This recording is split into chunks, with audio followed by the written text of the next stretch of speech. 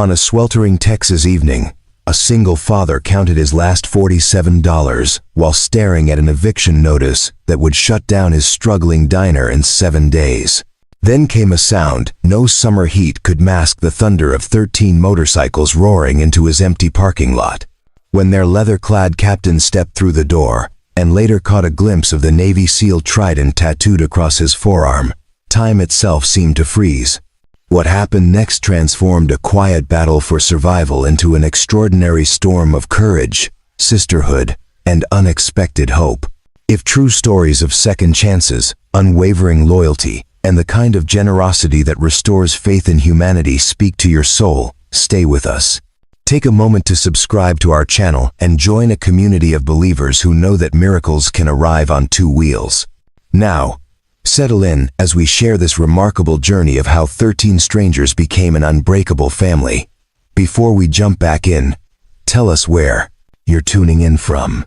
And if this story touches you, make sure you're subscribed, because tomorrow, I've saved something extra special for you. The Texas heat pressed down on Dusty Ridge like a heavy iron, turning the late afternoon into a furnace that shimmered across empty highways. Inside the Crossroads Diner, Jasper Holt stood behind the counter with his sleeves rolled up, wiping down surfaces that were already spotless. The air conditioner wheezed in the corner, struggling against the relentless summer blaze. A single ceiling fan turned lazy circles overhead, doing little more than moving hot air from one side of the room to the other. Jasper reached beneath the cash register and pulled out a small metal box, the kind that once held his grandfather's fishing lures. Now it held something far less comforting. He opened it slowly, knowing what he would find but hoping somehow the contents had multiplied since yesterday. They hadn't. 2 20s, a 5, and a crumpled $2 bill lay flat against the worn metal. He counted once, then again, fingers moving with the careful precision of a man who had learned to check his gear twice before every mission. $47. That was all that stood between him and complete ruin. Next to the cash box sat the envelope that had arrived 3 days ago, its edges already softened from being opened and refolded too many times. Jasper unfolded the letter once more, even though every word was burned into his memory. Notice of lease termination. Amount due, $8,500. Final date, 7 days. The property owner had been patient, more patient than most would have been. But patience had limits, and Jasper had finally reached them. 7 days. 1 week until a man in a pressed suit would arrive with legal documents and a locksmith, and the Crossroads Diner, the one fragile thing Jasper had built after leaving the Navy, would be sealed shut like a tomb. He exhaled slowly through his nose, the sound harsh in the quiet space. 7 days, until he had nowhere to take his 7-year-old daughter, nowhere to cook the meals that kept a roof over their heads, nowhere to prove that he could make a life worth living after everything he had lost. From the back hallway came the soft sound of humming. Light and carefree, Lily appeared in the doorway, her dark hair pulled into 2 bouncing ponytails, wearing a sunflower yellow dress that seemed to capture every bit of light in the dim diner. She carried a coloring book under one arm and a shoebox filled with crayons under the other. Her smile was bright enough to cut through the heaviest shadows. "Daddy, can I color at the corner booth?" she asked, her voice carrying that particular music that only 7-year-olds possessed. Jasper felt the tightness in his chest loosen just slightly. He tucked the envelope quickly under the register, not wanting her to see it, not wanting her innocent world touched by adult worries. "Of course, sweetheart. Stay cool, all right? Drink some water if you get too warm." She nodded seriously, then skipped toward the booth nearest the window where the evening sun painted golden rectangles across the worn vinyl seats. Jasper watched her settle in, spreading her crayons out in a careful rainbow arc, completely absorbed in her own small universe. For a moment, he allowed himself to simply observe her, the way her tongue poked out slightly when she concentrated, the way she hummed the same 3 notes over and over. She looked so much like her mother, it hurt. Sarah had been gone for 2 years now, taken by an illness that moved faster than any enemy Jasper had ever faced in combat. The diner had been Sarah's dream, a place where travelers and locals could find a hot meal and a friendly face. Jasper had promised her, in those final difficult days, that he would keep it alive, that he would raise Lily in a place filled with warmth and community, not cold barracks or lonely apartments. But promises, he had learned, were easier to make than to keep. He returned to his work, moving through the familiar rhythms of closing prep, wiping down the grill, checking the walk-in cooler where 3 days' worth of food sat, maybe 4 if he stretched it, refilling the napkin dispensers, sweeping the already clean floor. Each task was a small stand against chaos, a way to maintain order when everything else felt like it was slipping through his fingers like sand. The diner had been struggling for months. The highway bypass that opened last fall had redirected most of the through traffic. The traffic that used to stop for burgers and coffee and pie. Now only the locals came. And even they were few and far between. Jasper had tried everything: breakfast specials, loyalty cards, extended hours. Nothing seemed to work. The bills piled up faster than the customers came in. He paused at the window, looking out at the empty parking lot. The neon sign that read, "Crossroads Diner. Good food, good people," flickered weakly against the descending dusk. Beyond the lot, the Texas landscape stretched endless and flat, dotted with scrub brush and telephone poles. The highway ran like a black ribbon toward the horizon, shimmering with heat mirages that made the distance look like water. Jasper checked the clock mounted above the pie case. 6:43 in the evening. Too early to close, too late to expect any real customers. He considered making coffee, but decided against wasting the beans. Instead, he poured himself a glass of water from the tap and leaned against the counter, feeling the weight of exhaustion settle into his bones. It was a different kind of tired than he had known in the Navy. Back then, exhaustion came from physical exertion, from missions that pushed his body to its absolute limits. This was a weariness of the spirit, a fatigue born from fighting a battle he didn't know how to win. From the corner booth, Lily called out, "Daddy, look, I drew us." She held up her coloring book, and, even from across the room, Jasper could see 2 stick figures, one tall and one small, standing in front of a building with a big smile drawn above it. "That's beautiful, honey," he said, his voice catching slightly. She beamed and returned to her work, adding what looked like flowers around the border. Jasper swallowed hard. How was he supposed to tell her that in 7 days, they might not have this place anymore? How did you explain to a 7-year-old that sometimes trying your best still wasn't enough? The cash box sat open on the counter, the $47 looking impossibly small. The eviction notice lay hidden beneath the register like a coiled snake. And somewhere in the back of his mind, the voice that had kept him alive through years of dangerous missions whispered the same question over and over. What now? What now? What now? Jasper set down his water glass and was about to lock the front door when he heard it. At first, he thought it might be thunder rolling in from the distant hills, but the sky was clear, painted in shades of orange and purple by the setting sunday. The sound grew louder, a deep rhythmic rumble that seemed to vibrate through the ground itself. He stepped toward the window, his military training instantly alert, cataloging the sound, identifying it. Motorcycles. Not just 1 or 2, but many. The rumble built into a roar, and then, through the heat shimmer of the evening, he saw them, headlights cutting through the dusk, at least a dozen, maybe more. They moved in formation, a rolling wave of chrome and leather, heading straight toward the Crossroads Diner. Jasper's hand instinctively moved to his hip, where years ago he would have found a sidearm. Now there was nothing but empty space. He glanced back at Lily, who had looked up from her coloring, her eyes wide with curiosity rather than fear. The motorcycles drew closer, their engines creating a symphony of power that drowned out every other sound. And in that moment, standing in his failing diner with $47 to his name and 7 days until eviction, Jasper Holt had no idea that his life was about to change in ways he could never have imagined. The sound of 13 motorcycles pulling into the Crossroads Diner parking lot was like standing at the edge of a runway, as fighter jets took off. The roar filled every corner of the small building, rattling the windows and making the silverware chime against the tables. Jasper moved quickly to the door, his body shifting into a mode of cautious readiness that years of training had made instinctive. Through the glass, he watched as the bikes arranged themselves in 2 neat rows, their chrome exhaust pipes gleaming in the fading sunlight.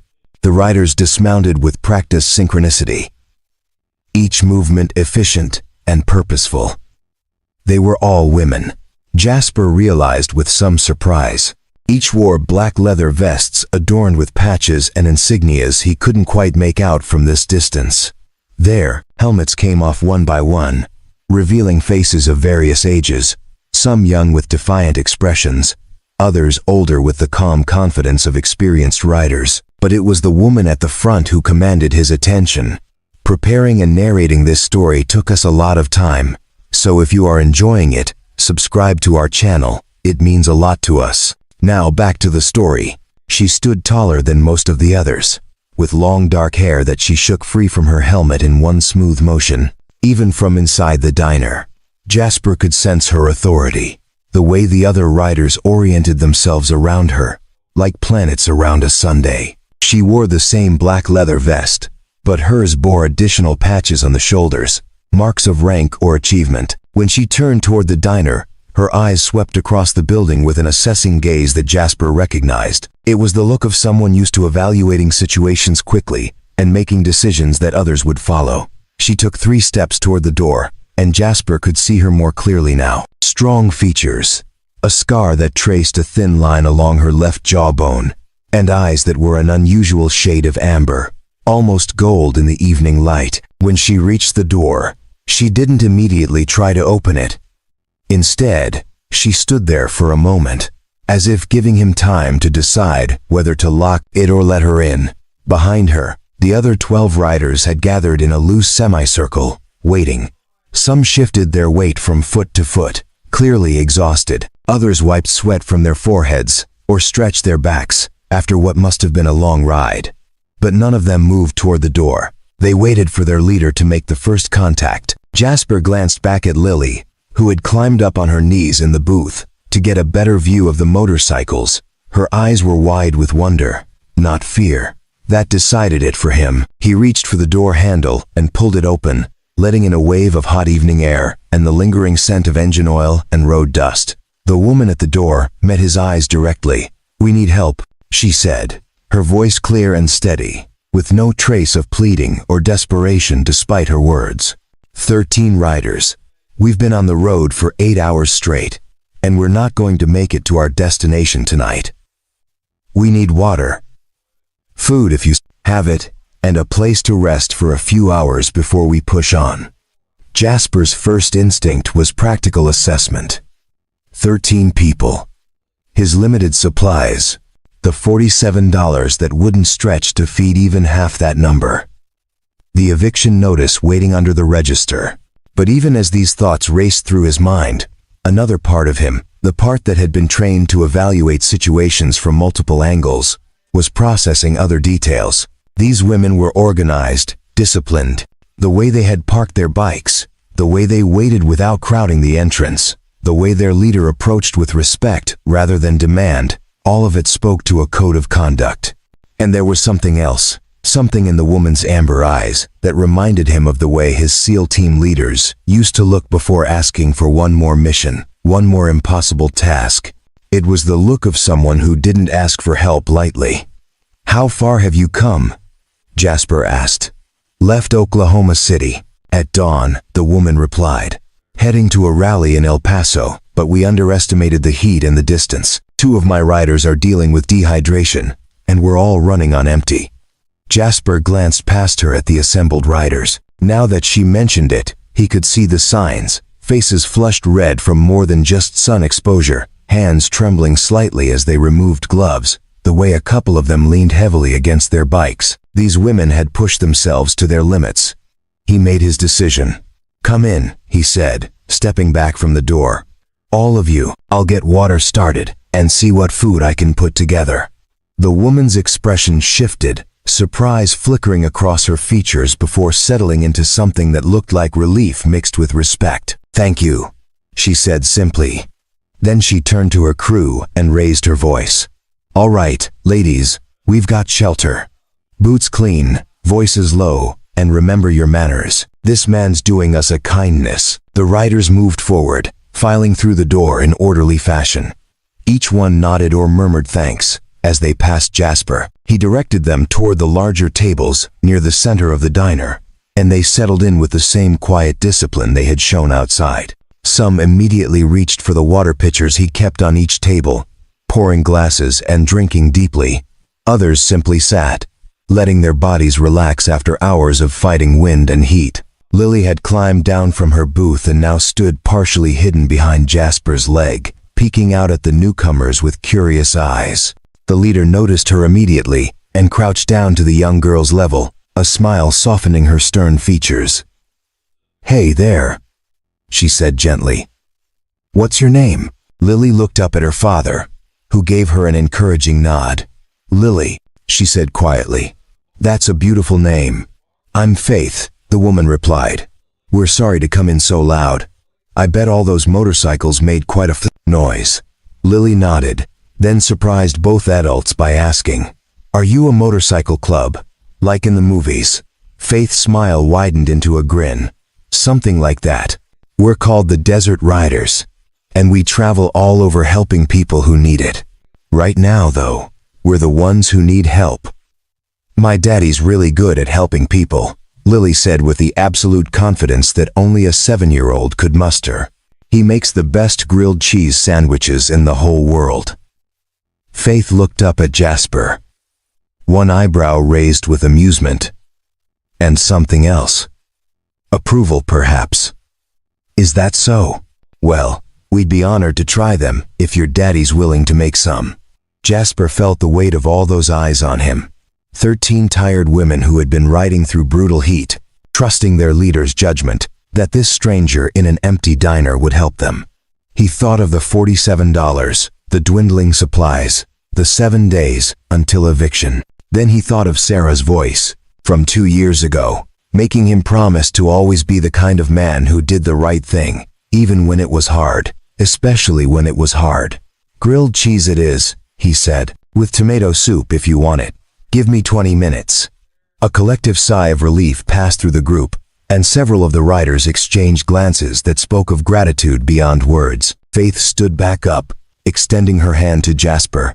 "Faith Gilbert," she said, "Captain of the Desert Riders. We won't forget this." Jasper took her hand, noting the firm grip and the calluses that spoke of years working with tools and machinery. Jasper Holt, owner of the Crossroads, or at least for another week. Something flickered in Faith's eyes at that last comment, a question forming, but she didn't press. Instead, she simply nodded and turned to help her crew settle in. Jasper watched for a moment as the women organized themselves, some heading to the restroom to splash water on their faces, others pulling out phones to check in with people back home. They moved with the ease of long familiarity, a team that knew each other well. He turned toward the kitchen, rolling up his sleeves further. 13 grilled cheese sandwiches and 13 bowls of soup would take most of his remaining bread and the last 2 cans of tomatoes.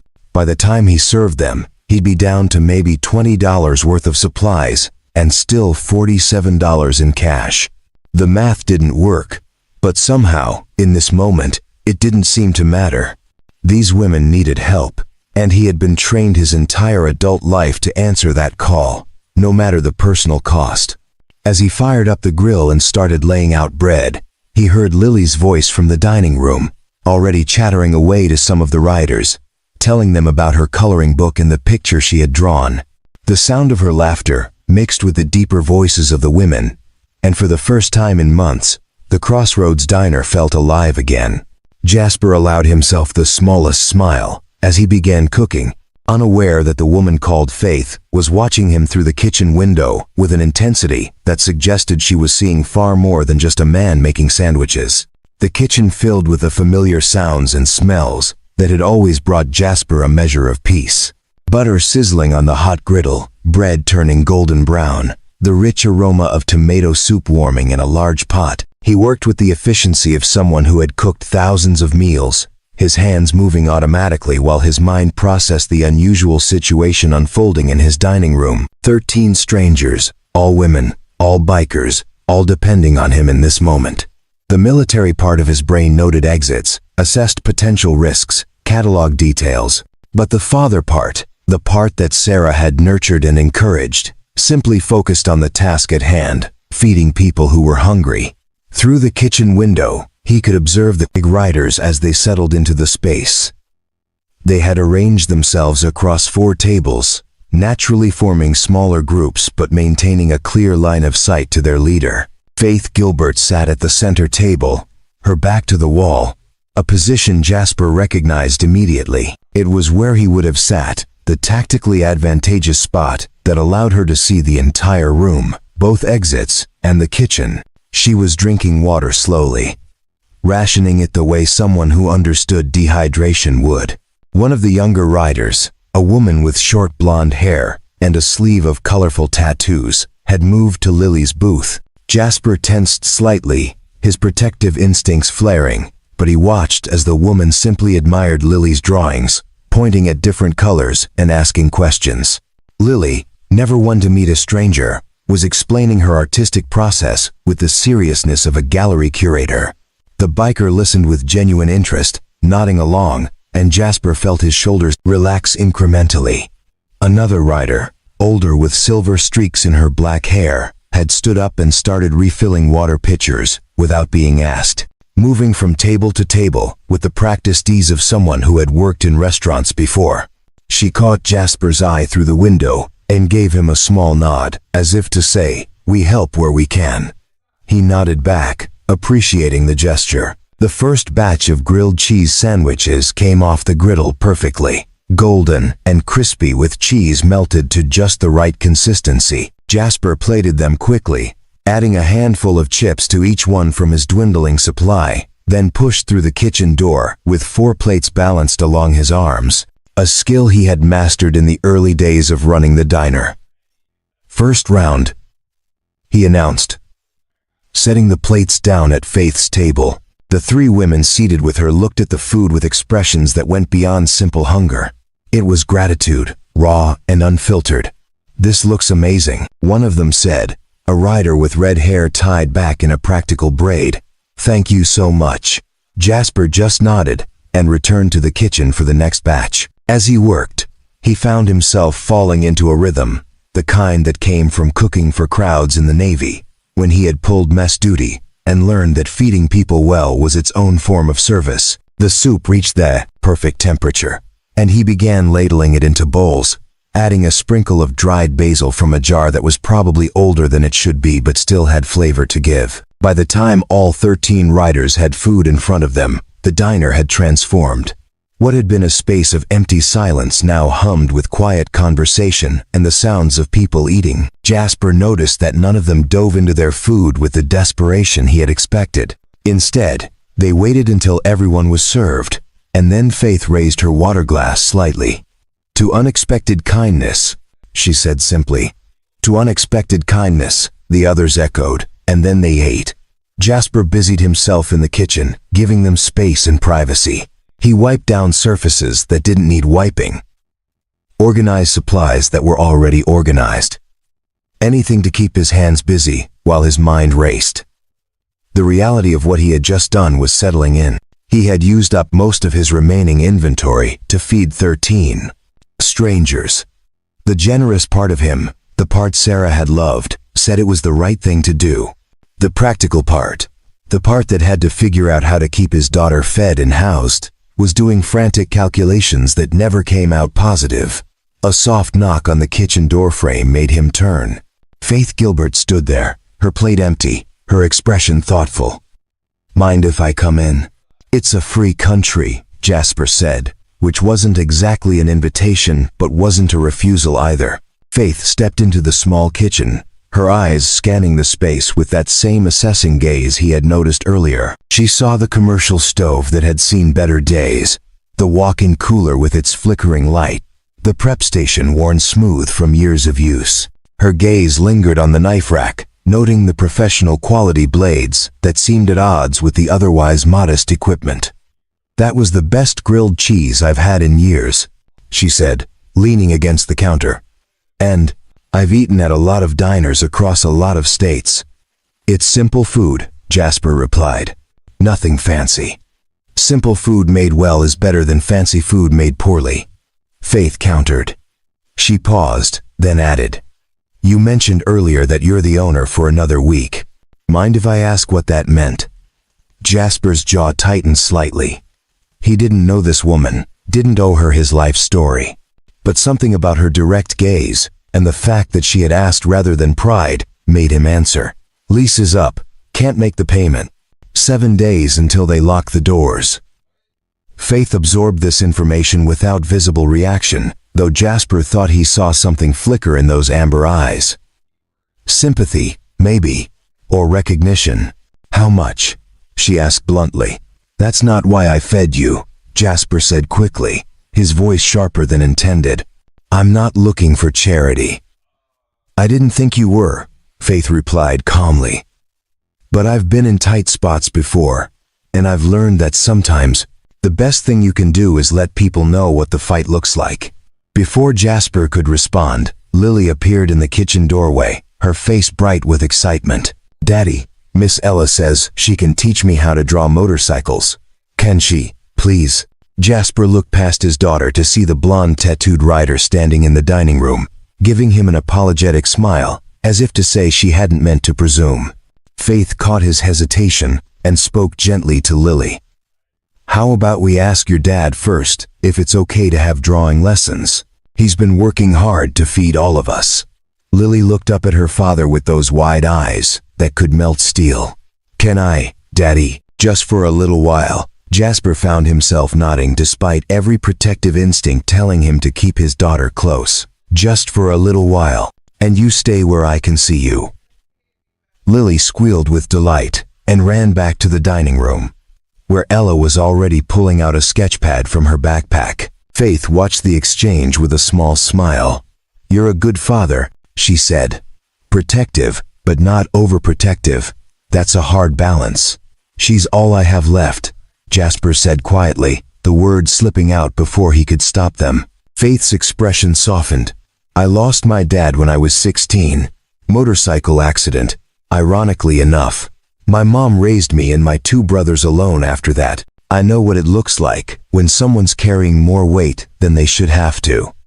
The admission hung in the air between them, creating a thread of shared understanding. Jasper found himself looking at this woman with new eyes, seeing past the leather vest and the commanding presence to someone who understood loss and responsibility. From the dining room came the sound of laughter, Lily's bright giggles mixing with the deeper voices of the riders. Jasper moved to the doorway and watched as his daughter sat surrounded by 3 of the bikers, all of them leaning over a sketch pad and offering suggestions for how to draw a motorcycle wheel.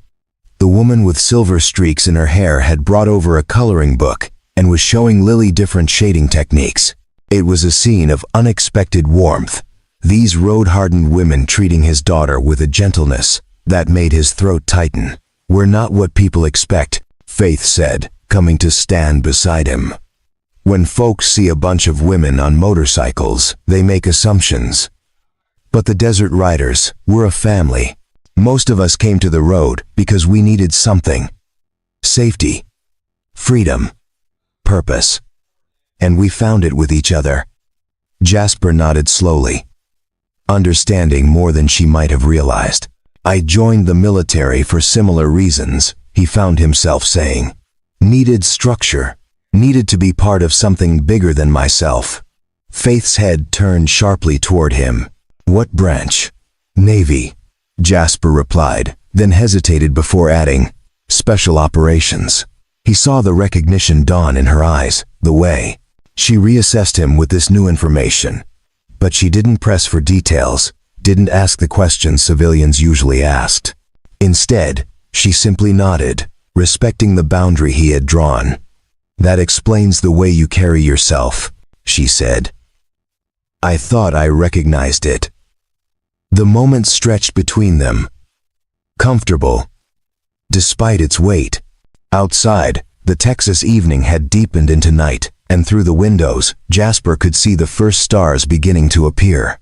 Inside the Crossroads Diner, 13 motorcycles sat cooling in the parking lot while 13 women rested and recovered, trusting that this stranger would keep them safe for a few hours. And Jasper Holt, standing in his failing diner, with $47 to his name and 7 days until eviction, felt something he hadn't felt in a long time. He felt useful. He felt like he was doing what he had been trained to do, taking care of people who needed it. The cost would come later, the reckoning with empty shelves and empty pockets. But for right now, in this moment, he had made the choice that mattered. Faith seemed to sense his thoughts. "Thank you," she said quietly, "for taking us in. Not everyone would have." "It's what you do," Jasper replied simply. From the dining room, Lily's voice rang out. "Daddy, look." I drew a motorcycle with flames. Both adults turned to look, and despite everything, despite the weight of impending loss and impossible odds, Jasper smiled. As the night deepened over Dusty Ridge, the Crossroads Diner settled into a rhythm that felt almost sacred. Jasper moved through the space with quiet efficiency, refilling water glasses before they emptied, clearing plates without interrupting conversations, adjusting the struggling air conditioner to direct what little cool air it produced toward the tables where the riders Saturday.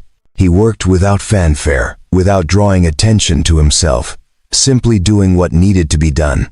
The riders noticed. They couldn't help but notice. Faith watched from her position at the center table as Jasper checked on each woman individually, asking if anyone needed anything else, if the dehydrated riders were feeling better, if anyone had dietary restrictions he should know about for the morning. He spoke quietly, respectfully, never hovering but always present. It was the mark of someone trained to assess and respond to needs before they became urgent. One of the younger riders, a woman named Zoe, with dark curly hair and nervous energy, had been struggling with a headache since they arrived. Jasper had noticed her wincing at the overhead lights and brought her a damp cloth without being asked, along with 2 aspirin from the first aid kit he kept behind the counter. He dimmed the lights in her section of the diner and suggested she rest her head on the table for a while. 20 minutes later, when Zoe lifted her head and announced the headache had passed, she looked at Jasper with something approaching awe. "How did you know?" she asked. "Seen a lot of heat exhaustion," Jasper replied simply. "Light sensitivity usually means you need darkness and rest more than anything else." Another rider, Chloe, a mechanic by trade with grease, still faintly visible under her fingernails despite road washing, had noticed the diner's air conditioner struggling. Without asking permission, she had grabbed her toolkit from her bike and approached Jasper. "Mind if I take a look at that unit? Sounds like the compressor's about to give up entirely." Jasper had hesitated, pride warring with practicality. The air conditioner had been limping along for months, and he hadn't had the money to fix it properly. But Chloe's expression held no judgment, only the straightforward competence of someone who saw a problem she could solve. "I'd appreciate that," he said finally. Chloe spent the next 30 minutes elbow deep in the ancient machinery, making adjustments and repairs with parts she cannibalized from her own bike's spare kit. When she finished, the air conditioner hummed with a smooth consistency it hadn't had in over a year. She refused payment, waving off Jasper's attempt to give her $20 from his precious $47. "You fed us when you didn't have to," she said firmly. "This is just paying it forward." The exchange didn't go unnoticed by the other riders, and a quiet conversation started among them about this man who had opened his doors and shared his limited resources without hesitation.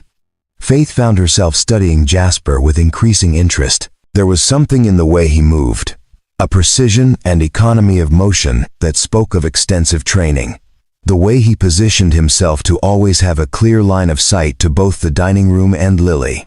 The way his eyes constantly tracked movement and assessed situations. The way he seemed most comfortable when he was taking care of others. Around 9 in the evening, Lily began to yawn, her earlier excitement giving way to the natural tiredness of a 7-year-old past her bedtime. Jasper noticed immediately and excused himself from a conversation with 2 of the riders to crouch beside his daughter. "Time for bed, sweetheart," he said gently. "But Daddy, Miss Ella was going to show me how to draw a gas tank." Lily protested, though her drooping eyelids betrayed her exhaustion. Ella, who had been Lily's primary companion for the past few hours, smiled warmly. "The gas tank will still be there tomorrow, little artist. Your dad's right, you need your sleep."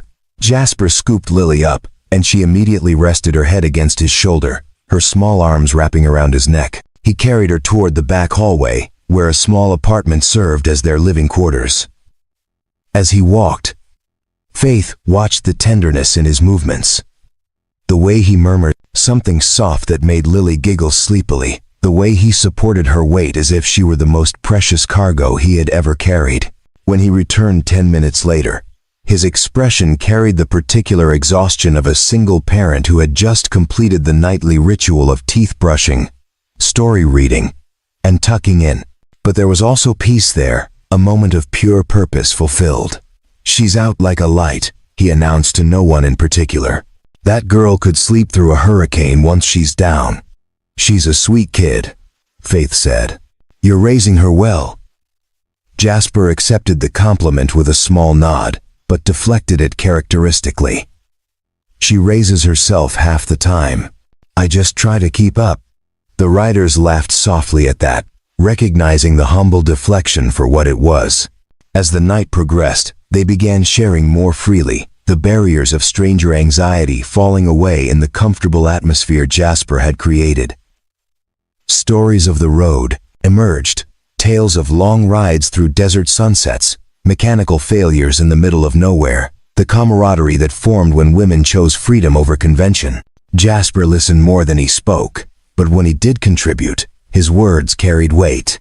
He shared a story about a time in the Navy when his unit had been stranded in a remote location, how they had relied on local hospitality to survive, and how that experience had taught him that kindness across cultural and social boundaries was one of humanity's greatest strengths.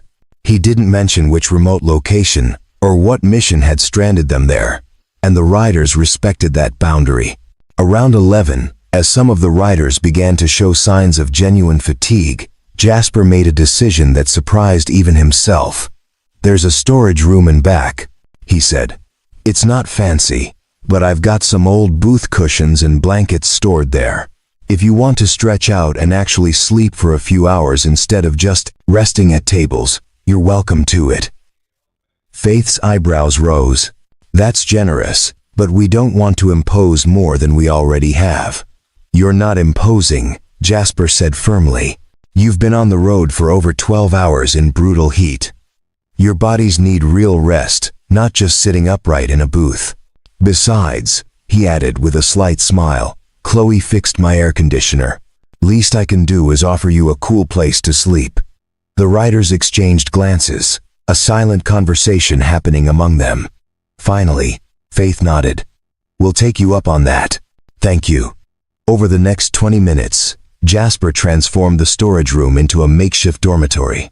He hauled out the old cushions, arranged them on the floor, and distributed every clean blanket he owned. It wasn't luxurious, but it was comfortable, and most importantly, it was cool and safe. The riders settled in with murmured thanks, some of them already half asleep before they lay down. Faith remained in the dining room with Jasper after the others had retired. She helped him wipe down tables and sweep the floor, working in companionable silence. When the cleaning was done, they both poured themselves cups of coffee and sat at the counter, the diner quiet except for the newly efficient hum of the air conditioner. "You didn't have to do all this," Faith said, cradling her mug. "The food would have been enough." Jasper shrugged. "My wife used to say that if you're going to do something, do it right. Half measures just leave everyone uncomfortable." "Your wife," Faith said gently. "Lily mentioned her mom isn't around anymore." "Cancer," Jasper said, the single word carrying years of grief. 2 years ago, it was fast and brutal, and it left Lily and me trying to figure out how to be a family of two when we'd planned on being so much more. Faith was quiet for a moment, respecting the weight of that loss. This place was her dream? Our dream, Jasper corrected. But yeah, mostly hers. She wanted a spot where travelers could find home cooking and locals could gather. A real community hub. For a while, it worked. Then the highway bypass happened, and the customers dried up. And I've been drowning slowly ever since. But you're still feeding strangers with your last supplies, Faith observed. What else would I do? Jasper asked, genuinely puzzled by the question. Turn away 13 women who needed help. That's not who I am. Faith studied him in the dim light of the diner. This man who was facing his own disaster but had chosen to prioritize the needs of others. You know, she said slowly, in all my years leading the Desert Riders, I've met a lot of people. Good people, bad people, and everything in between. But people like you, people who give without counting the cost, they're rare. Jasper looked uncomfortable with the praise. I'm just doing what anyone would do. No, Faith said firmly. You're doing what very few people would do. Most folks see 13 bikers roll up, they lock their doors. You opened yours and emptied your kitchen. They sat in silence for a while, sipping coffee and listening to the night sounds of Texas filtering through the windows. Somewhere in the distance, a coyote called. The air conditioner hummed its newly smooth rhythm, and in the storage room behind them, 13 women slept peacefully, trusting that the stranger who had fed them would keep them safe through the night.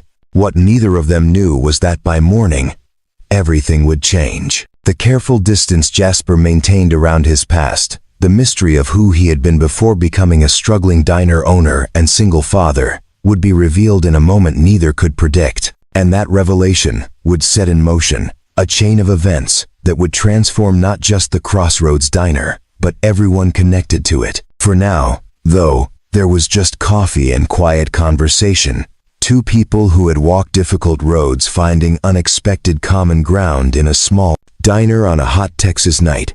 Dawn arrived over Dusty Ridge, like a painting in shades of pink and gold. The early morning light spilling across the flat Texas landscape with a gentleness that belied the heat that would follow. Inside the Crossroads Diner, Jasper woke from a brief sleep taken in one of the dining booths, his body instinctively alert to the unfamiliar sounds of 13 other people breathing in his space. For a moment, disorientation clouded his mind, then memory returned and with it, the reality of what he had done. He had fed and sheltered 13 strangers with resources he couldn't afford to spare. He rose quietly, his joints protesting slightly from sleeping on vinyl instead of a proper bed, and moved toward the kitchen. The morning routine called to him, a familiar pattern that might restore some sense of normalcy. But as he passed the storage room, he heard voices, low and already awake. The Desert Riders were early risers, it seemed. By the time Jasper had coffee brewing and was assessing what breakfast he could possibly assemble from his depleted supplies, Faith emerged from the storage room looking remarkably refreshed considering she had slept on cushions on a floor. Her dark hair was pulled back in a neat braid, and her amber eyes were sharp and observant. "Morning," she said. "Please tell me you're not about to cook breakfast for 13 people with whatever's left in that kitchen." Jasper paused in the act of pulling out a carton of eggs, one of his last. "I was considering it." Faith crossed her arms, and for the first time since meeting her, Jasper saw real sternness in her expression. "Jasper, you fed us dinner. You gave us shelter. You shared blankets and space you probably need for yourself. At some point, charity becomes self-destruction." "It's not charity," Jasper replied, echoing what he had said the night before. "It's hospitality." "It's bankruptcy," Faith countered. She moved closer, lowering her voice. "I saw that eviction notice last night when I was helping you clean. It was sticking out from under the register. You've got 7 days and probably negative money in the bank. And you're about to cook your last eggs for a bunch of strangers who could just as easily grab breakfast at a gas station down the road." Jasper's jaw tightened. He didn't like being seen through so clearly. "What would you have me do? Send you away hungry?" "I'd have you let us help," Faith said. Before Jasper could protest, she held up a hand. "Chloe already fixed your air conditioner. Ella noticed your front door sticks and wants to plane it down, and I guarantee you that if I asked the crew, half of them would offer skills you need. We're not charity cases, and neither are you. We're people who can help each other." The words hung in the air between them, a challenge and an offer all at once. Jasper found himself at a loss, his carefully maintained independence suddenly feeling more like stubborn pride. Before he could formulate a response, other riders began emerging from the storage room, stretching and greeting the morning with the easy camaraderie of people who had traveled together for a long time. Zoe was among the first out, looking significantly better than she had the night before. She spotted Jasper and immediately approached. "Hey, thank you again for last night. That headache would have turned into a migraine if you hadn't caught it early." She paused, then added, "You know, that's a medic's instinct. Recognizing the early signs. You served, didn't you?" Jasper hesitated, old habits of operational security warring with the openness these women seemed to inspire. "Navy," he said finally, offering the minimum. "My brother's Navy," Zoe said, her face lighting up. "He's on a carrier in the Pacific." "What did you do?" "Different things," Jasper said vaguely, turning back toward the coffee pot. But he could feel multiple sets of eyes on him now. Curiosity piqued. Chloe, wiping sleep from her eyes, joined the conversation. "Different things is what people say when the things were classified. I've got 3 cousins in special operations. They all talk around their service the same way you just did." Jasper poured coffee with steady hands, but internally, he felt the walls he had built around his past beginning to crack. These women were perceptive, probably more perceptive than he had given them credit for. Faith watched the exchange with increasing interest, pieces of a puzzle clicking together in her mind. "The way you move," she said quietly, drawing his attention. "It's not standard Navy.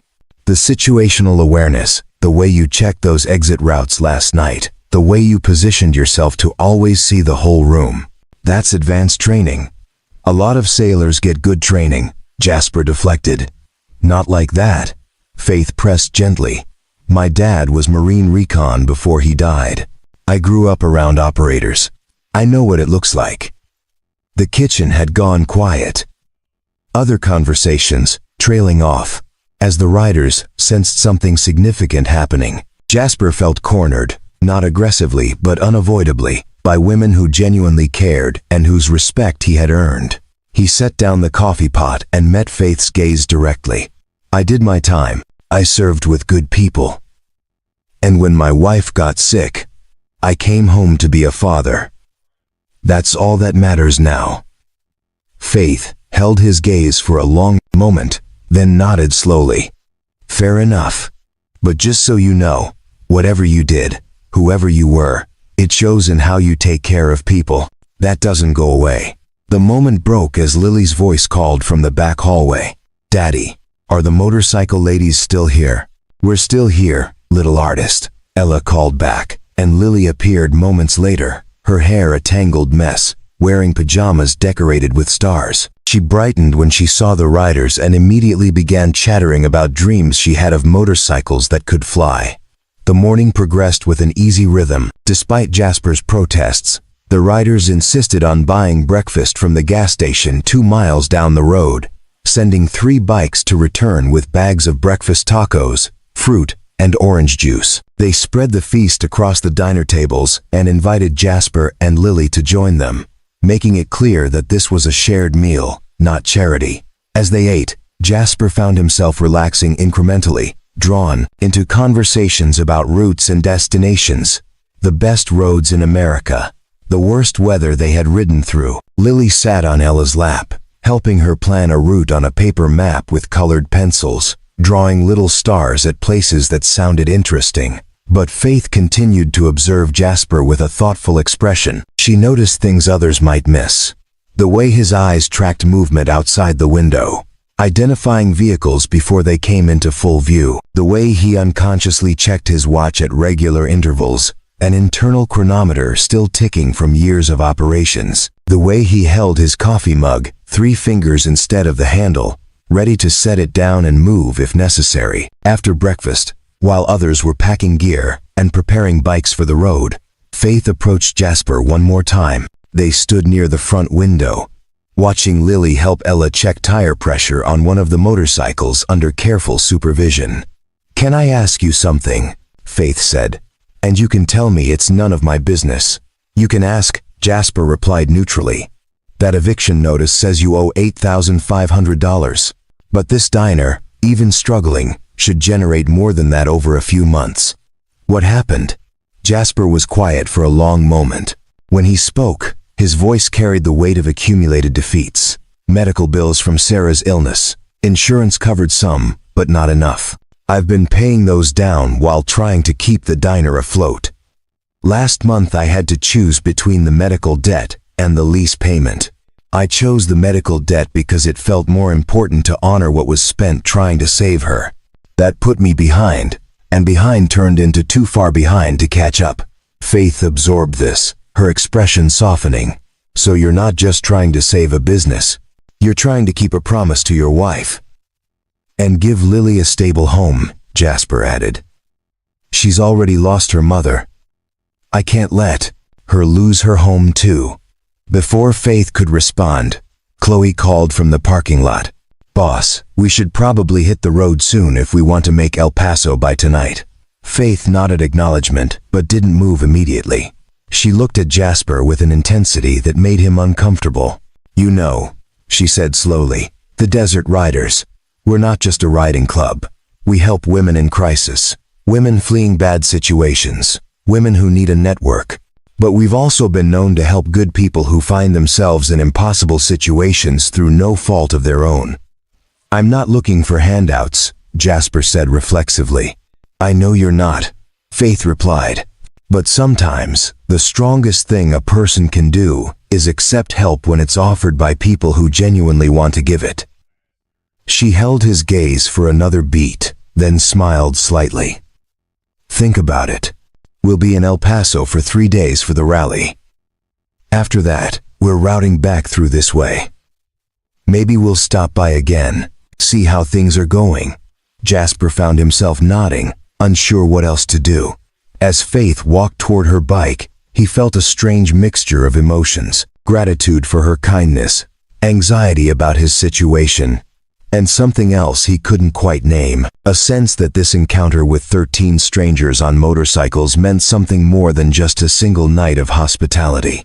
The riders mounted their bikes with practiced efficiency, engines rumbling to life one by one. Lily waved enthusiastically from the doorway, and each rider waved back or blew her a kiss. Faith was the last to start her engine. She looked back at Jasper one more time, and he saw something in her expression.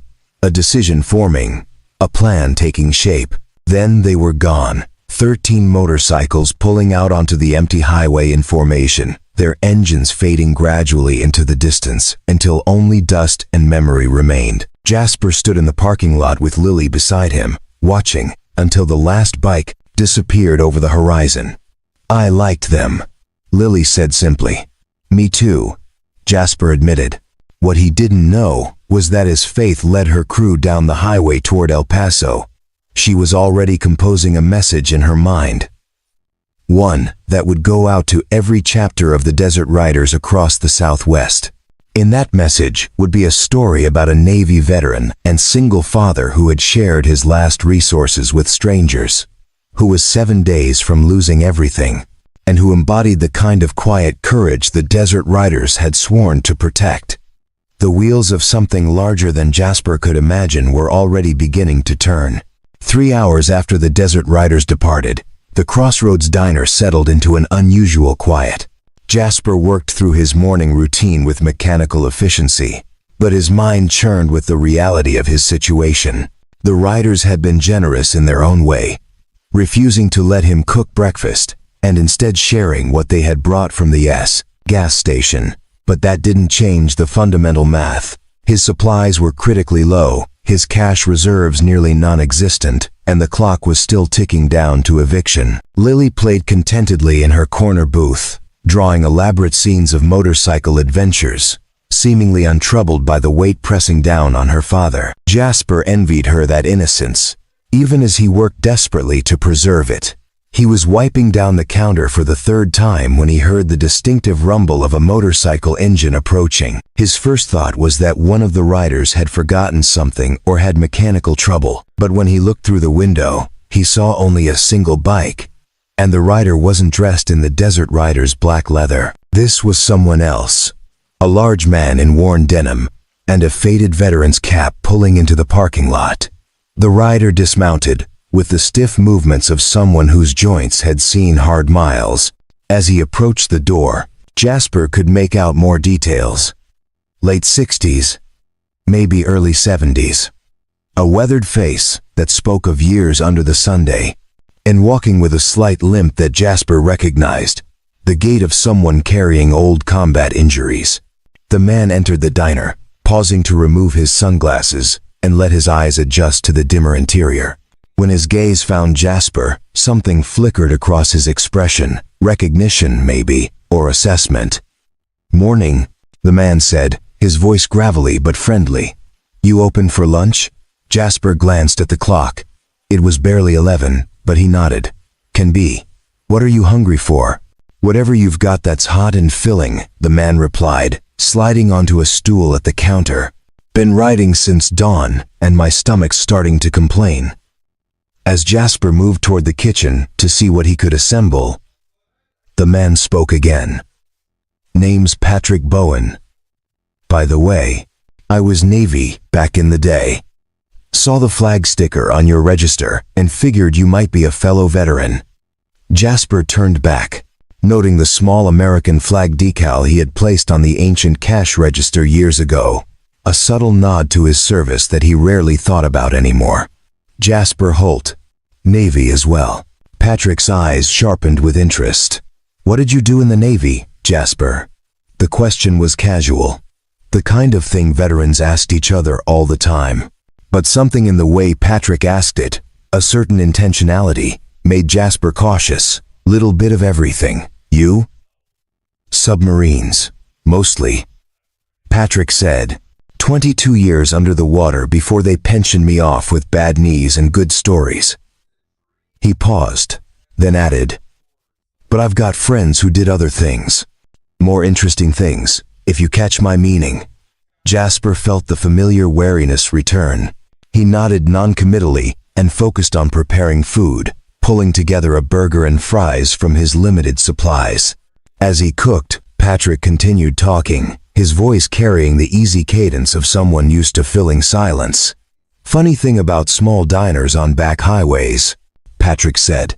"They're the kind of places where interesting people end up.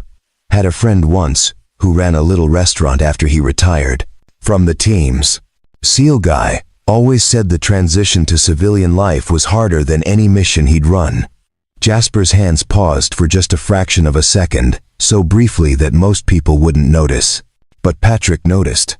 The old man's eyes tracked the tiny hesitation, and a small smile played at the corner of his mouth. "The teams produce a specific kind of person," Patrick continued, his voice lower now. "They move a certain way, think a certain way. My friend, he could be standing in a kitchen cooking burgers, but you could tell he was always aware of every exit, every potential threat, every person in his space. Habits like that don't fade." Jasper plated the burger and set it in front of Patrick without comment. The old man looked at the food appreciatively, then back up at Jasper. "This looks great. Mind if I ask one more question before I eat?" "Free country," Jasper replied, echoing what he had said to Faith the previous night. "You ever been to a place called Dusty Ridge before you opened this diner?" "I grew up here," Jasper said carefully. "Left for the Navy, came back after my wife died." Patrick nodded slowly, taking a bite of his burger. After he swallowed, he said, "Fair enough.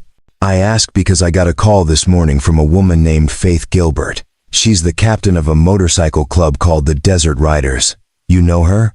Jasper's guard went up completely. She was here last night. Her crew needed shelter from the heat. She told me, Patrick said. Also told me about a Navy veteran who fed 13 strangers with his last supplies, gave them shelter, took care of them without asking for anything in return. She thought I might want to know about that, seeing as how I run a veteran support network across 3 states. The pieces clicked into place for Jasper. This wasn't a random stop. Faith had sent this man, had somehow connected him to a network Jasper hadn't known existed. I don't need charity, he said, his voice tight. Nobody said anything about charity, Patrick replied calmly. But Faith also mentioned you're about a week from losing this place. And she mentioned you move like someone with advanced training. So I figured I'd ride out here myself and see what's what. He took another bite of burger, chewed thoughtfully, then said, "This is damn good food, by the way." Jasper leaned against the counter, arms crossed, defensive posture clear. "What do you want, Patrick?" "I want to know if you were a SEAL," Patrick said bluntly. "Because if you were, you're part of a brotherhood that doesn't let its own go down without a fight. And if you weren't, well, I'll finish my burger and be on my way with no hard feelings." The direct question hung in the air like a physical weight.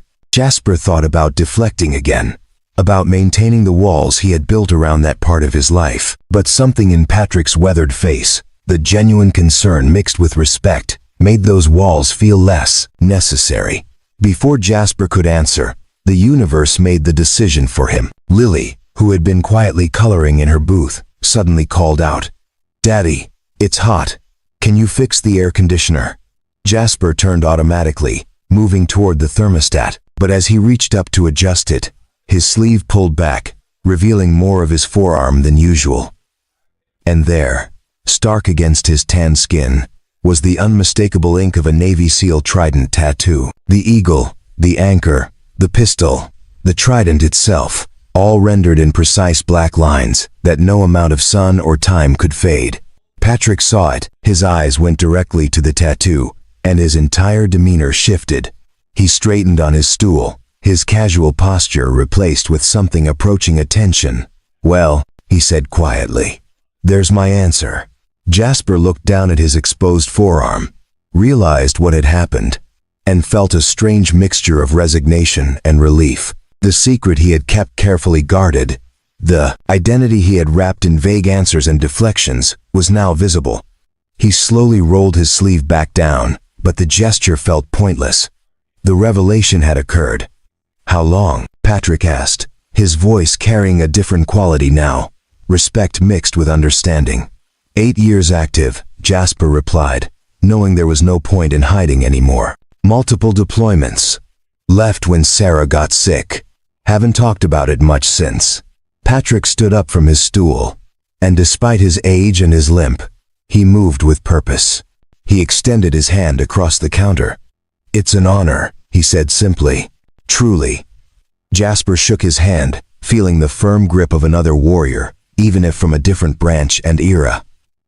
"It was a lifetime ago," he said. "It's never a lifetime ago," Patrick countered. "That training, that brotherhood, it's permanent. Which is exactly why Faith called me. She recognized what you are, even if you didn't confirm it for her. And she knew that once I verified it, the network would mobilize." "The network?" Jasper asked, though part of him already understood. "Veterans helping veterans," Patrick explained. "We've got connections across every state, every major city. Resources, funds, skills. When one of our own is in trouble, especially someone who served at your level, we respond." He paused, his expression serious. "Jasper, you're 7 days from losing this diner, but you're also one phone call away from having more help than you know what to do with. The question is whether you're ready to accept it." Jasper stood silent, the weight of years of independence and pride pressing down on him. He had been trained to be self-sufficient, to complete missions without support, to never be a burden. But he also thought of Lily, of the promise he made to Sarah, of the home they had built together that was about to be torn away. "I don't know how to ask for help," he admitted quietly. Patrick smiled, a warm expression that crinkled the crinked corners of his eyes. Then it's a good thing I'm here to do the asking for you. As of right now, consider the network activated. By tomorrow morning, you're going to have more support than you ever thought possible. From her booth, Lily called out again. Daddy, who's that man? Is he one of the motorcycle people? Jasper looked at his daughter, then back at Patrick, then down at his forearm where the sealed trident remained hidden beneath his sleeve but no longer secret. Yeah, sweetheart, he called back. He's one of the motorcycle people. And as Patrick pulled out his phone and began making calls, Jasper felt the first real stirring of hope he had experienced in months. The revelation he had tried so hard to avoid had become the catalyst for something he couldn't yet fully comprehend. His identity as a former Navy SEAL, the part of himself he had buried beneath the role of father and diner owner, was about to change everything. Outside, the Texas sun climbed higher, promising another day of brutal heat. But inside the Crossroads Diner, a different kind of warmth was spreading. The warmth of brotherhood and the unbreakable bonds between those who had served. By late afternoon, the Crossroads Diner had transformed into something Jasper had never experienced. Patrick Bowen's phone calls had rippled outward like stones thrown into still water. And the responses came back in waves. Within 2 hours, 5 more motorcycles arrived, each carrying a veteran who had received word through the network. They came from nearby towns and distant cities, dropping everything to answer a call that transcended ordinary friendship. The first to arrive was a woman in her 50s, named Delilah Fox, a former Army medic with silver hair cut military short. She rode a vintage Harley that gleamed like polished obsidian, and carried herself with the no-nonsense efficiency of someone who had spent years in field hospitals. Behind her came 2 Marines, brothers named Corey Daniels and Seth Newman, both in their 30s, both carrying the quiet intensity of men who had seen combat and come home changed but not broken. The fourth arrival was Brandon Ellis, a former Air Force pararescue specialist whose easy smile belied the intensity in his eyes. And finally, Alec Jennings appeared on a custom-built touring bike, an ex-Army Ranger who now worked as a contractor, but still answered the call when brothers and sisters in arms needed support. They gathered in the diner not as strangers, but as a family reunited by purpose. Patrick made introductions, though formal names seemed almost unnecessary.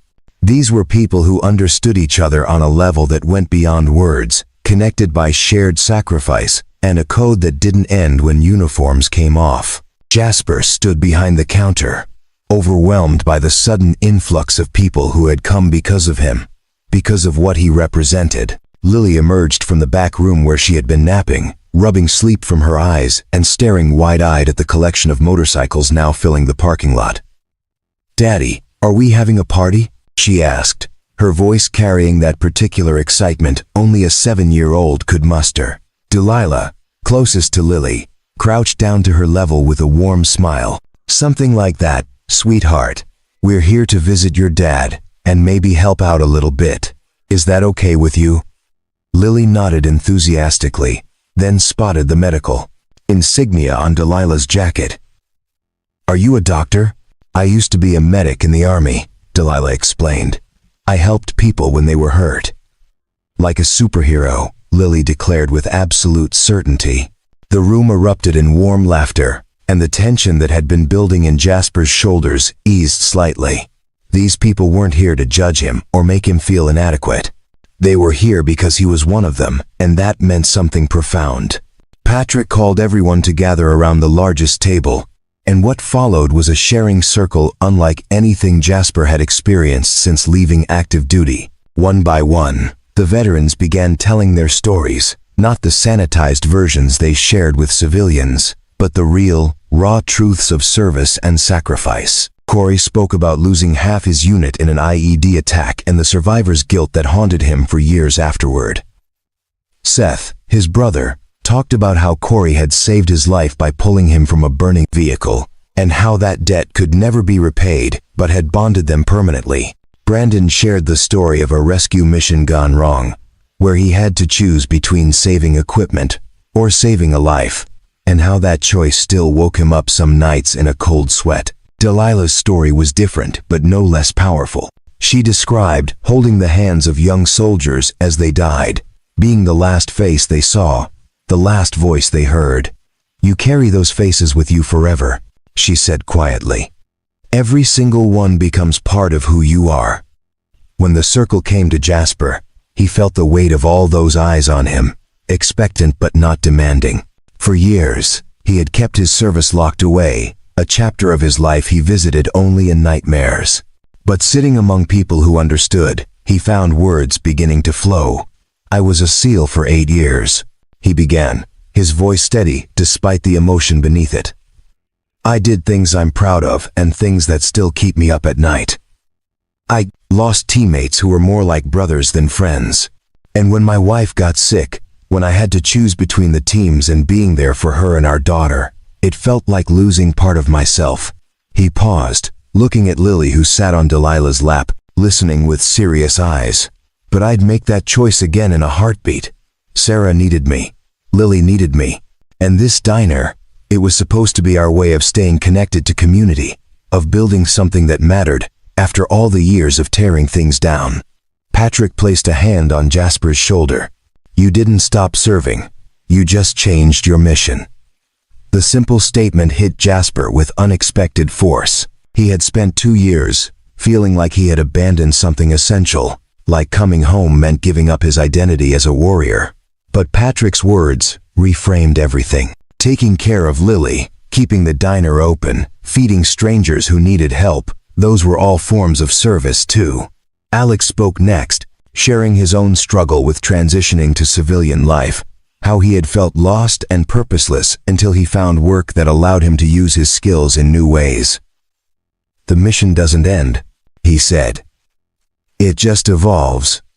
What you're doing here, feeding people, creating a community space, that matters just as much as anything we did in uniform." Lily, who had been quietly absorbing the adult conversation, suddenly spoke up. "My daddy makes the best food in Texas. And he reads me stories every night. And he taught me how to be brave when I'm scared." She looked around the table with complete seriousness. "I think that's pretty important." The room fell silent for a moment, and then Delilah hugged Lily close, her eyes bright with tears. "You're absolutely right, sweetheart. That's the most important job in the world." As the afternoon wore on, the conversation shifted from heavy topics to lighter ones. Stories of training mishaps and military humor emerged, the kind of tales that only veterans could fully appreciate.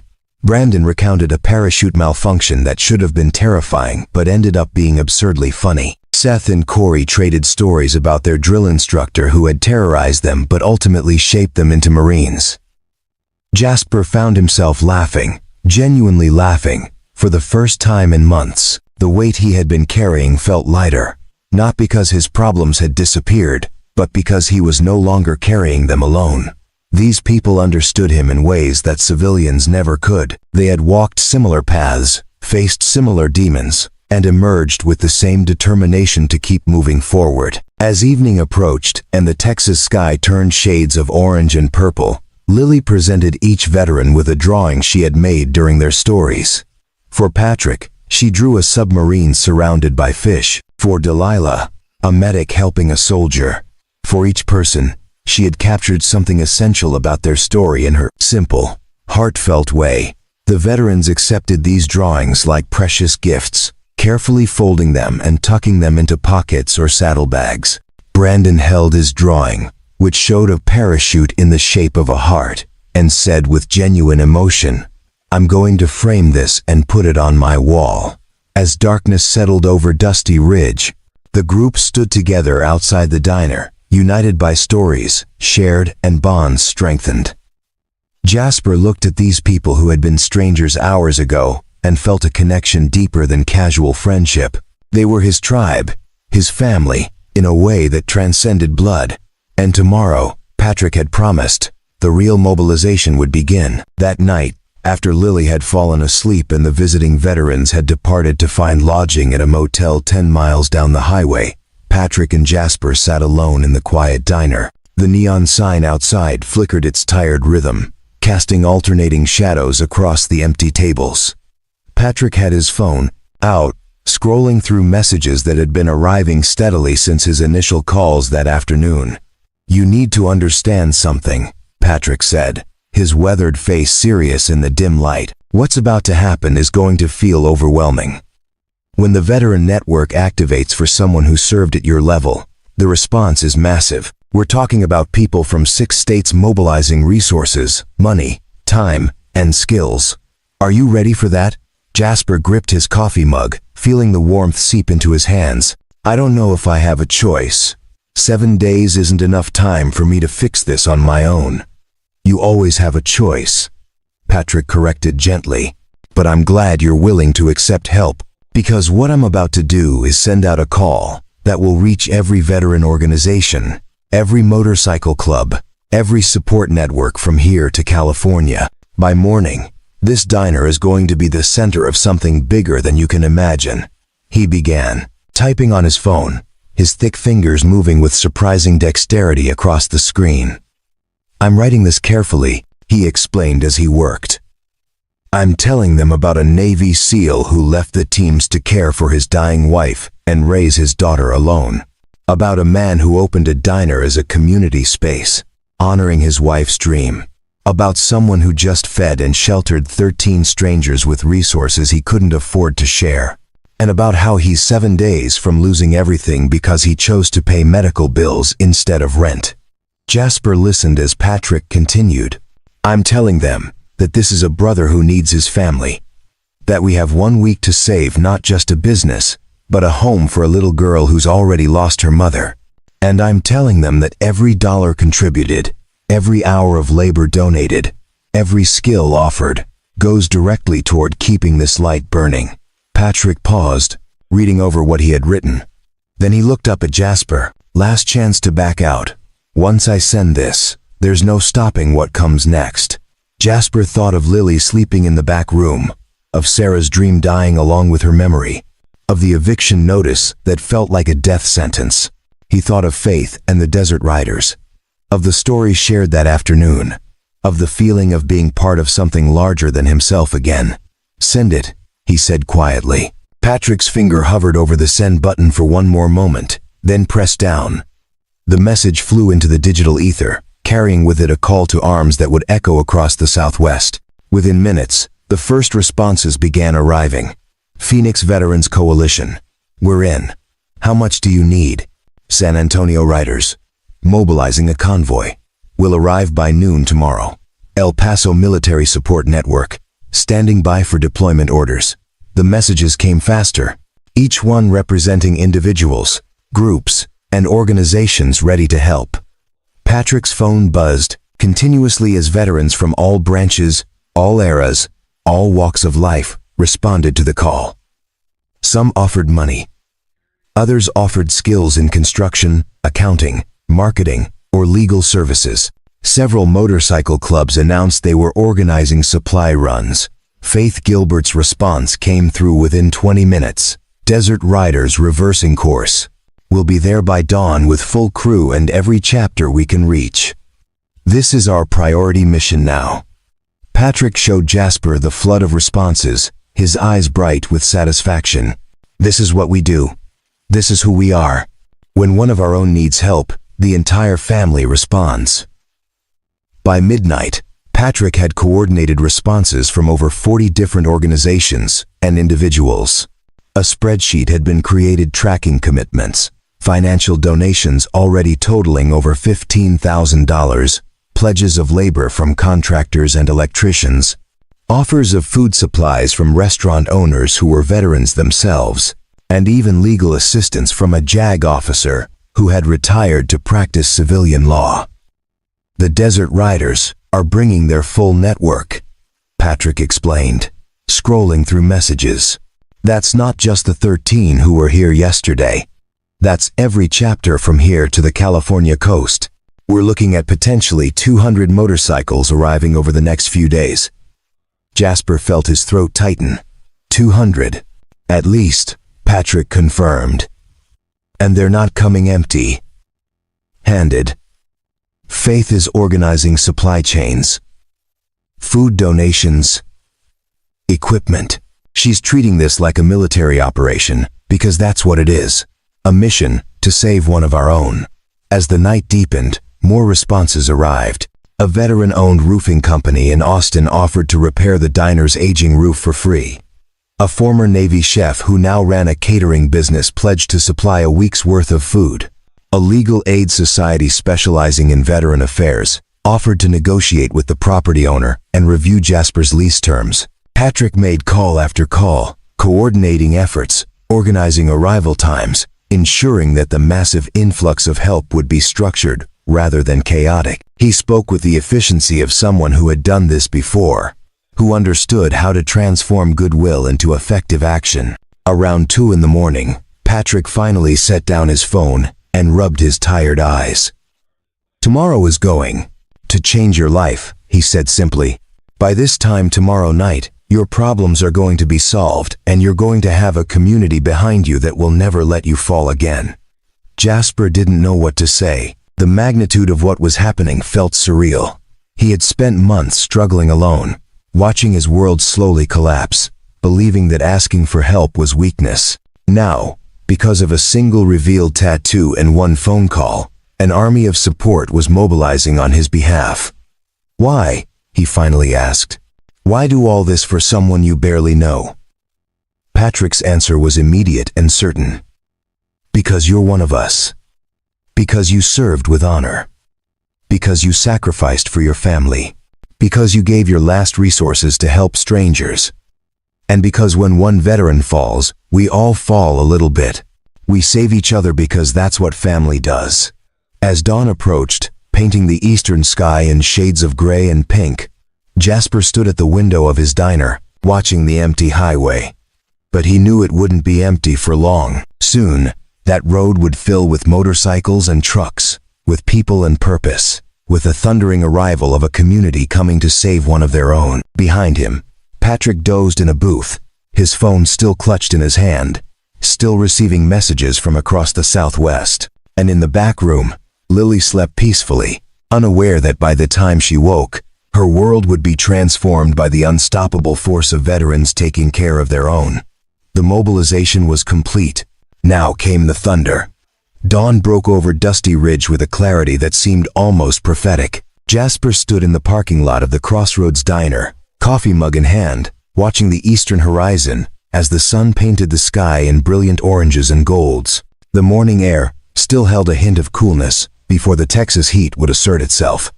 Behind him, Patrick emerged from the diner, having caught a few hours of sleep in one of the booths. "They'll start arriving soon," Patrick said, checking his phone. "First wave is about 30 minutes out." As if summoned by his words, a distant sound began to build on the northern horizon. It started as a low rumble, barely distinguishable from wind or distant thunder, but it grew steadily, unmistakably, into the synchronized roar of multiple motorcycle engines. Jasper felt the vibration through the ground before he could clearly see the approaching convoy.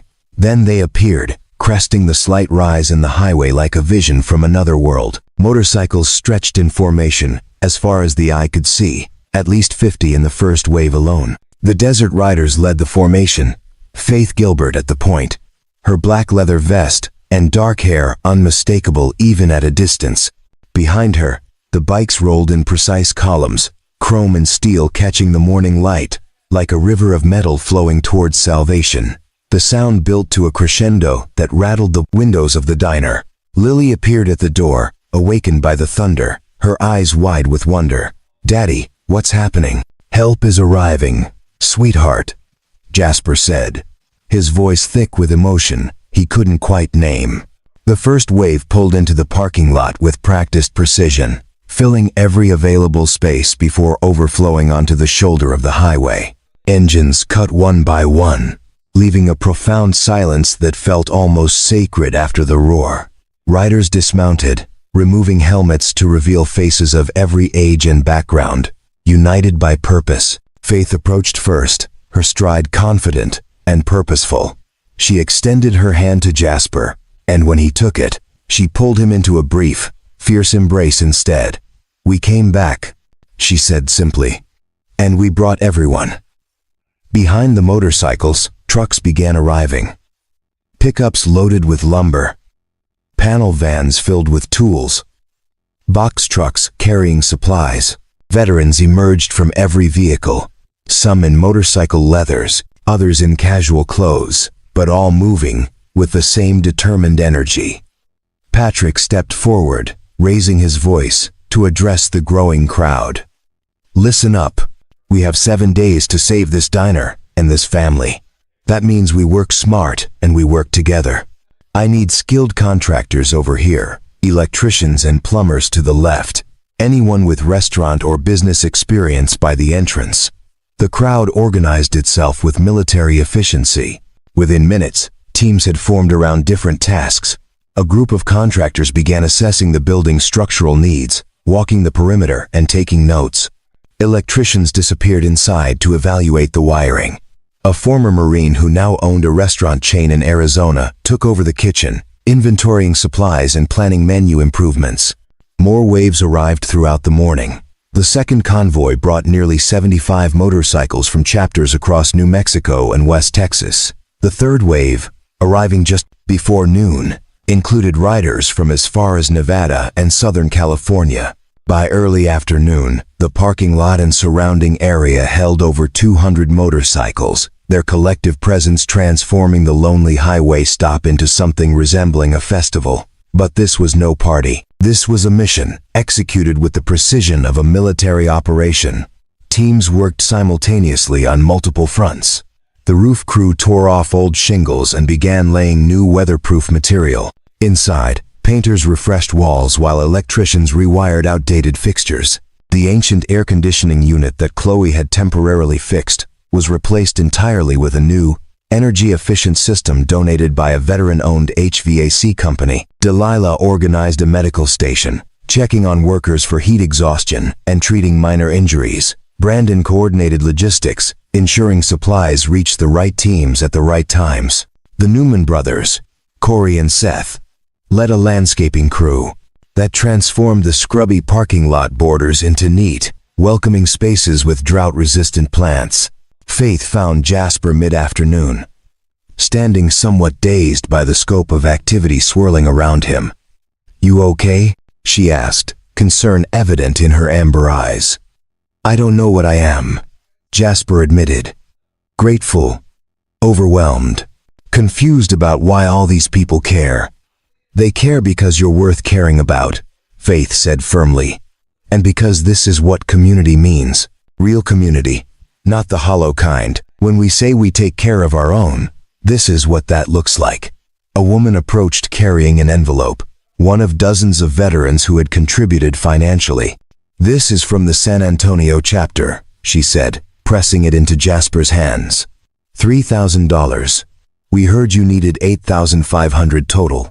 I think you'll find we've exceeded that target." Indeed, by late afternoon, Patrick announced that financial contributions had reached $22,000, far more than needed to cover the lease debt, with enough left over to create an emergency fund for future struggles. The property owner, contacted by the veteran legal team, had agreed to not only accept the payment, but to restructure the lease with more favorable terms. Impressed, and perhaps intimidated by the overwhelming show of support, Lily moved through the crowd like a small ambassador, offering drawings to workers and receiving in return smiles, hair ruffles, and promises to come back and visit. Ella taught her how to properly thank each team for their work, and Lily took the responsibility seriously, making rounds with solemn gratitude that charmed every hardened veteran she encountered. As the sun began its descent toward the western horizon, painting the sky in purples and pinks, the transformation was nearly complete. The Crossroads Diner looked reborn. Fresh paint gleamed on walls and trim. New shingles covered the roof.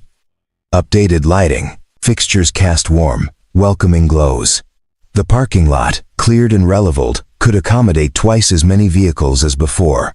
Even the tired neon sign had been repaired and now burned bright and steady. Patrick called everyone together as evening approached.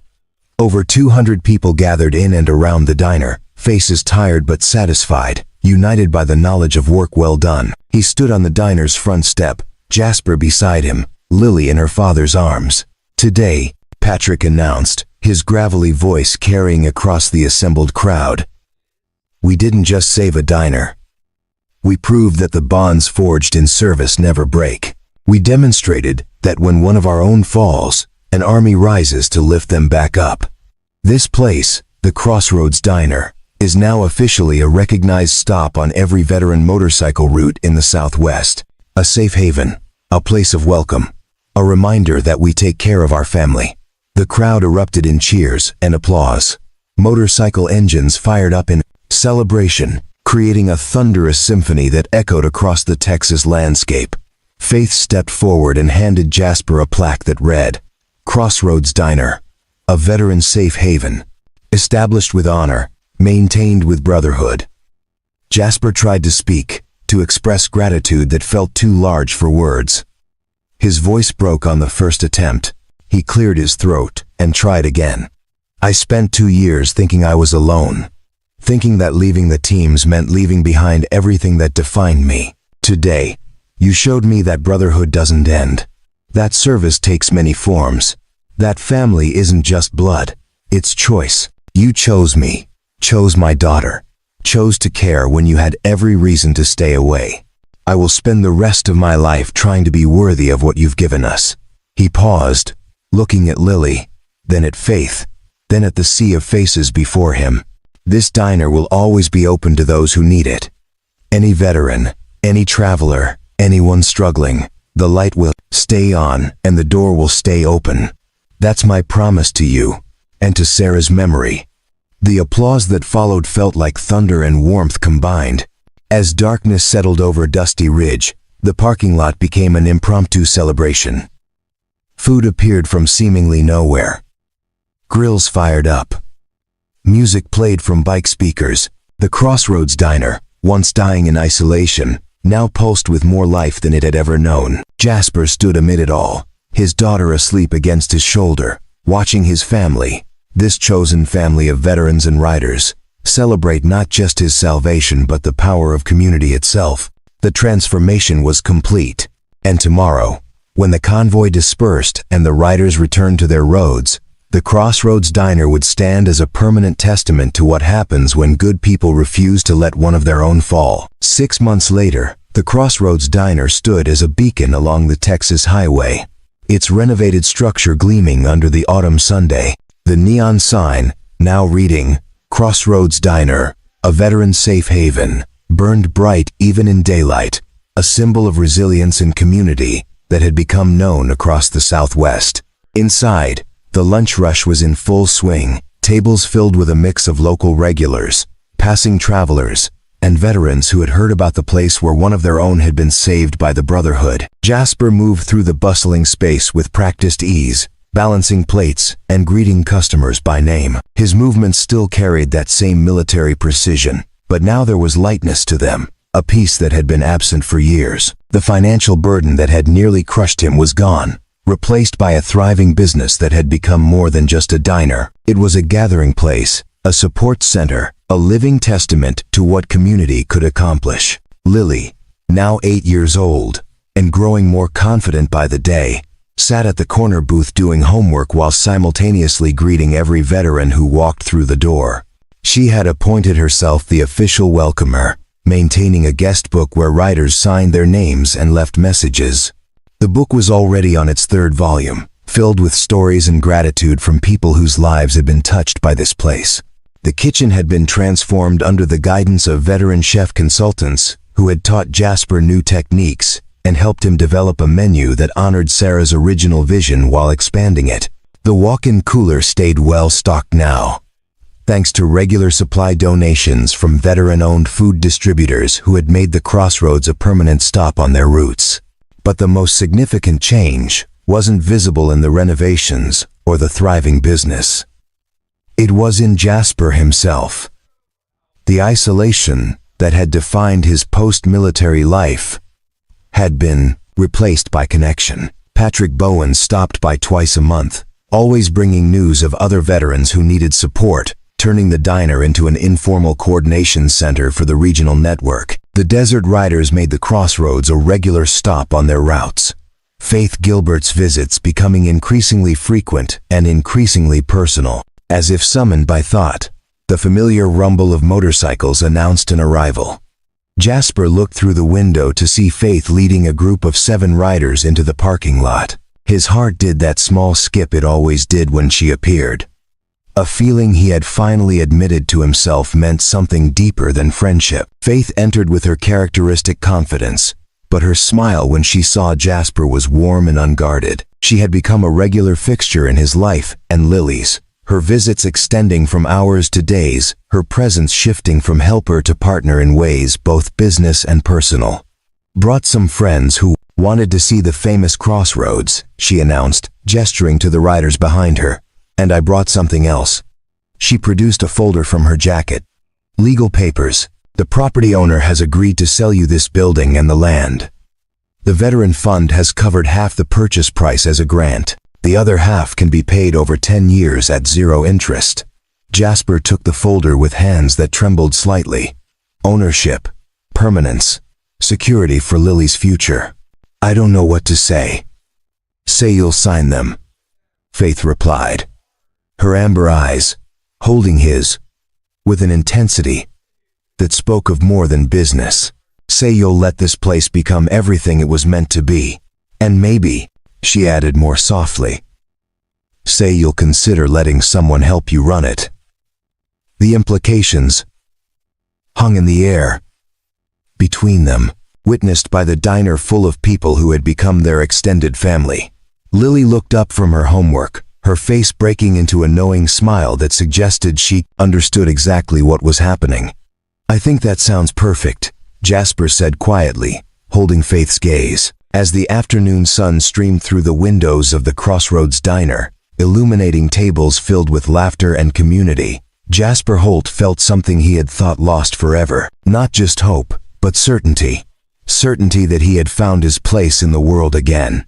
That the brotherhood forged in service extended far beyond battlefields. That family was built not just by blood but by choice and commitment and showing up for each other when it mattered most. The light of the Crossroads would stay on, now and always, a beacon for anyone who needed to find their way home. And Jasper, once lost in struggle and isolation, had finally found his path forward, surrounded by a daughter who was his purpose, a community that was his strength, and a future that promised hope, built on the unbreakable bonds of those who serve. The mission had changed, but it had never ended. It had simply evolved into something even more meaningful. A life of service, connection, and love that would echo long after the last motorcycle rode away into the Texas sunset. 2 years after that fateful summer night when 13 motorcycles rolled into a dying diner's parking lot, the Crossroads stood as more than just a restaurant. It had become a regional landmark, featured in veteran magazines and motorcycle travel guides as a must-visit destination where the coffee was strong, the food was honest, and every person who walked through the door mattered. Jasper and Faith had married in a ceremony held in the diner's parking lot, officiated by Patrick Bowen, and witnessed by over 300 veterans and riders.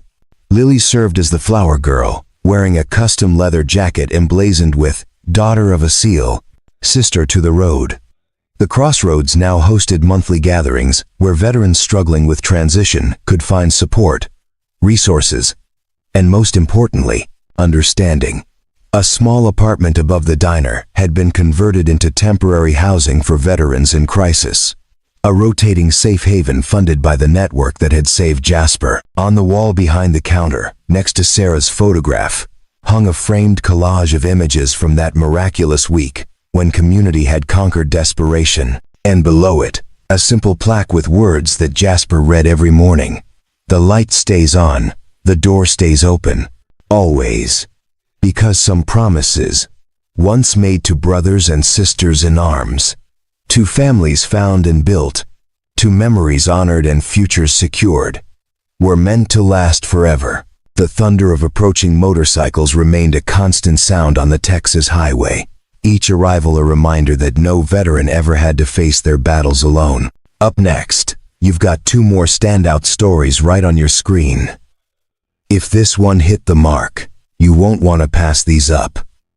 Just click and check them out.